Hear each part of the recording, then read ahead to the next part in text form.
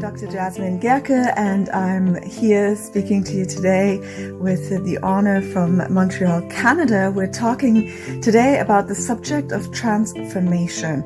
Now, transformation, especially in coaching and in your life journey, has many meanings in different formats.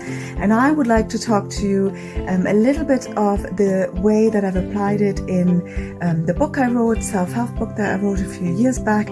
And we broke it down into the 4 E's. So into empower, educate, elevate, and engage. And I want to go through the steps, these 4 steps that you can implement, whether it's in your business or in your personal life, to improve and become more resilient as you go through transformation in your life journey.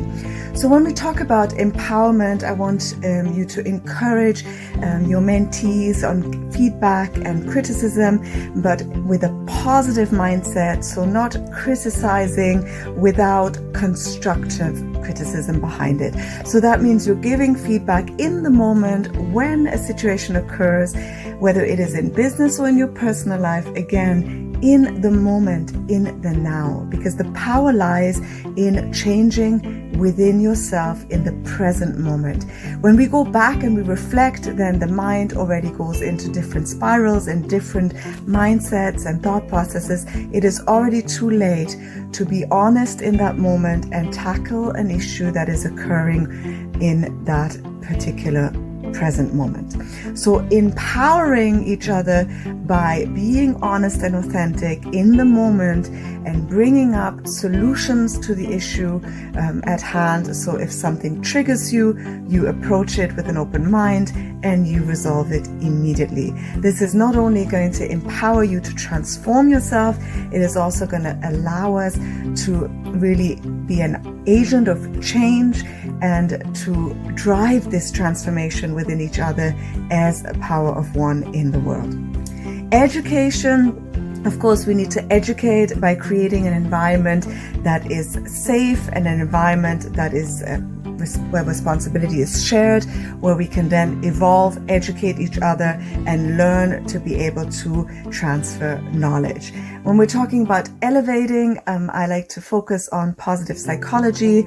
So really using positive words and knowing the power of word, impactful words, in order to elevate each other's spirit as well as elevating each other's skill set. So doing the things you love and allowing the people to do the things that they love and that they're best at, so that it empowers the team, it empowers your relatives, it empowers your friends, your family, the humans that you're surrounded with, and together we're elevating each other as a nation and as a world. And finally, not least and not last, is to engage, which means engaging is the power of really inclusiveness. And again, we're living in a world where we're more accustomed to putting up barriers and to divisions. And I want to encourage you today to really allow yourself to engage yourself, to break down those walls, to become union, to unify the world, so that we can really implement the power of the 4 E's that I would like to emphasize again: empower, educate, elevate, and engage. So that's really what I wanted to share with you today, is a challenge that you can use to support each other and also in a common interest. I like to talk a lot about the evolution of planting a seed and then the beauty of a rosebud and the seed being planted and then the rose blossoming and the different stages of this rose. I mean, we've heard this story over and over again, but it's really the metaphor of the rose and the blooming of the rose and its thorns. And it's really how we approach it and how we handle this rose.